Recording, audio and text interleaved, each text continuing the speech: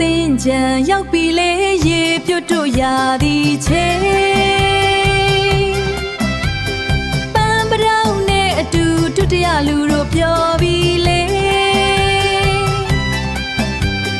ဒီနှစ်သင်္ကြန်မှာလဲဒုတိယဖြစ်နေဖြတ်တန်းကြတယ်ဒါထုံးစံပဲမို့ရေပြုတ်တို့သင်္ကြန်အမှန်ဧကံပဲနောက်နှစ်ခါလဲဒုတိယပါဒီနှစ်ဆိုလဲဒုတိယပါမကြဒုတိယယူမှာပန်းပရဝါနဲ့အပြိုင်ဒုတိယနေရာလဲမြိုင်အားလုံးလဲပျော်ကြ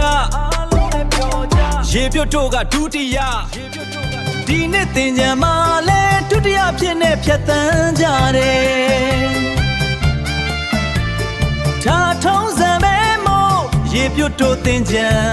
အမှန်ဧကံ